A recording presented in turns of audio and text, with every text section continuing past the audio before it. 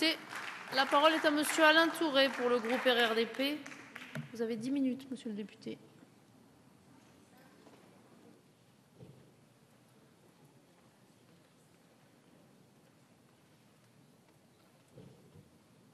Madame la Présidente, Madame la Ministre, Monsieur le Président, Monsieur le rapporteur, Madame la Ministre, c'est un beau texte. Je pense que quand plus tard vous écrirez vos mémoires, là-bas en Amazon, eh bien vous penserez un peu à ce beau texte que vous nous avez proposé. Et c'est un beau texte parce que d'abord c'est un texte efficace. En matière de justice, il faut avoir un certain nombre d'impératifs. D'abord, bien évidemment, s'occuper des victimes et vous renforcer toute la possibilité d'accompagnement, toute la possibilité d'écoute, toute la possibilité de protection des victimes. C'est essentiel, c'est quelque chose d'essentiel. Deuxième chose, il faut prendre en compte ceux qui ont fauté. Et il faut prendre en compte dans toutes leurs dimensions. D'abord, en fonction de l'infraction qui est commise. Plus l'infraction est grave, plus on doit faire attention à la personne qui, ainsi, va être incarcérée et qui va être, pendant une période relativement importante, soumise dans les prisons de la République à l'obligation de surveillance, bien sûr, mais à l'obligation de soins pour la réinsertion. Et à ce moment-là, deux thèses qui sont pratiquement inconciliables s'opposent. Première thèse, c'est celle que les représentants de la droite, et en particulier de M. Ciotti, nous présentent. Car pour lui, une seule solution, remplir les prisons. Alors, il nous dit qu'il n'a jamais été pour le tout carcéral. Je constate qu'il est totalement dans le tout carcéral. Et que s'il pouvait n'y avoir d'alternative à la prison, il en serait bien heureux.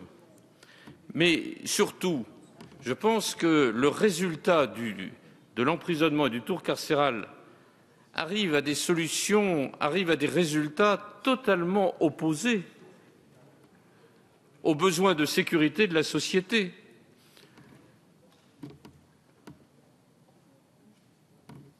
Je suis allé de nombreuses fois en prison pour constater l'état, et j'invite tous nos collègues à y aller. J'invite tous nos collègues à y aller pour constater ce qu'est exactement la prison.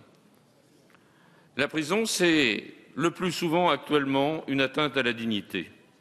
Et cette atteinte à la dignité a des conséquences.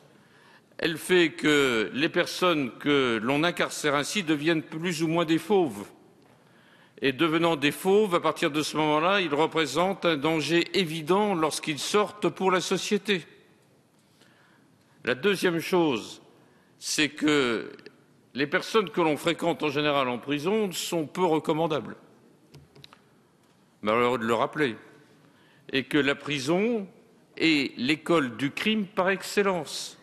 C'est en prison que l'on devient au contact des caïds, soi-même un petit caïd. C'est en prison que l'on rencontre des personnes qui vous amènent dans le syndicat du crime, qu'on le veuille ou qu'on ne le veuille pas. Si bien que faire en sorte de remplir au maximum les prisons a cette conséquence que l'on permet à la sortie de la prison la récidive à l'évidence, alors que c'est ce que l'on veut éviter. Vous nous avez proposé finalement, Madame la Ministre, un beau concept qui est celui de la prison hors les murs. Et dans mes recherches d'historien, je me suis toujours demandé pourquoi la prison était toujours la solution par l'incarcération à l'infraction qui est commise. Mais ça n'a pas toujours été comme ça. La prison, c'est la Troisième République. Auparavant, il y avait très peu de prisons. Et actuellement, ce que l'on veut, c'est prendre en compte la personnalité de l'individu, l'accompagner, le soigner et faire en sorte qu'ainsi on évite, bien évidemment, la réitération de l'infraction. Alors je pense que les solutions que vous nous avez proposées, ce sont des bonnes solutions, car c'est en fonction de l'adaptation de la sanction, des soins que l'on peut faire, de la possibilité du suivi après la sortie de prison, que l'on évitera la réitération. Alors, pour toutes ces propositions, pour tout ce travail, Madame la Ministre, soyez-en remerciée. Je voudrais me livrer maintenant à une analyse qui est celui du texte qui nous est soumis en ce qui concerne la situation des femmes enceintes en prison.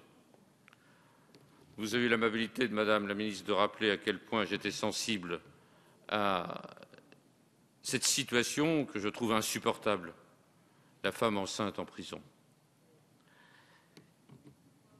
Afin que les magistrats qui auront étudié, procureur de la République ou juge d'application des peines, les textes qui sont ainsi désormais la loi de la République ou qui vont le devenir bientôt, je voudrais me livrer à l'analyse suivante.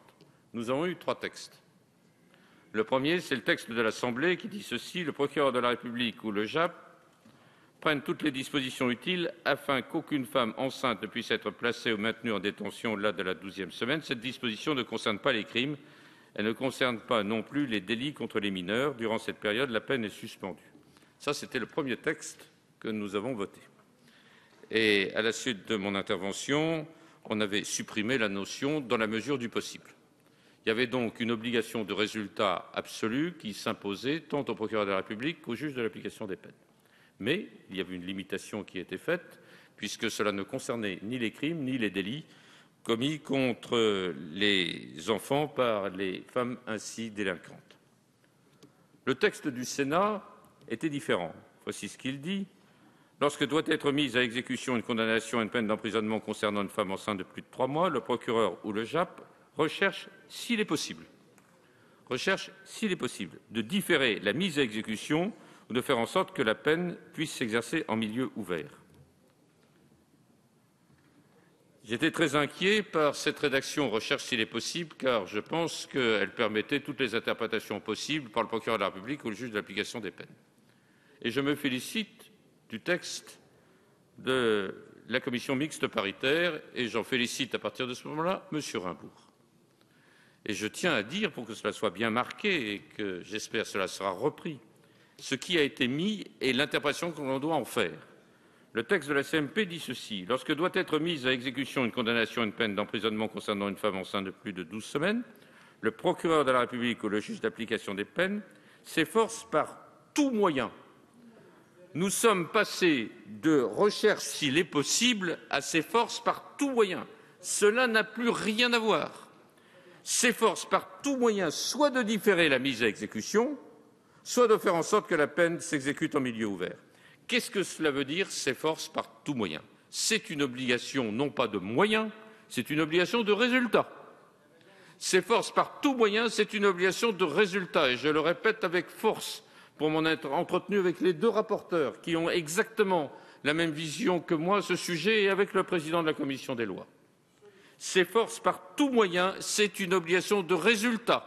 C'est-à-dire qu'il ne sera plus possible qu'il y ait une femme enceinte de plus de 12 mois, soit maintenue en détention, soit mise en détention dans les années à venir.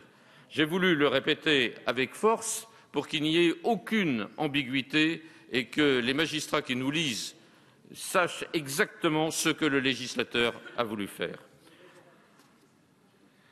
Deuxième chose, la disposition s'applique quelle que soit l'infraction commise, puisque si nous avions prévu dans un premier temps la possibilité de faire une différenciation entre les femmes ayant commis des crimes et celles qui n'en ont pas commis, bien sûr, le texte de la commission mixte paritaire ne le prévoit plus.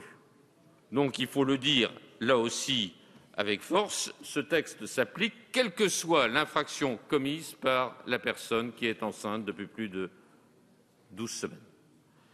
C'est, je peux le dire, une grande avancée en termes d'humanisme. Car, je le répète, ce n'est pas la personne qui a commis l'infraction qui m'intéresse en la matière, c'est l'enfant.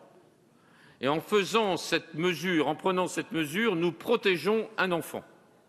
Et je ne vois pas pourquoi un enfant aurait eu à subir les conséquences de l'infraction commise par sa mère. Voilà pourquoi, Madame la Présidente, je peux vous dire que je suis très fier du travail fait par M. Raimbourg, très fier du travail fait par M. Jean-Pierre Michel, très fier, Madame le garde des Sceaux, de cette belle loi que nous avions commencée en 1997 jusqu'à 2000, que l'on a reprise avec vous. C'est une loi d'humanité. Merci. Merci, monsieur le député. La parole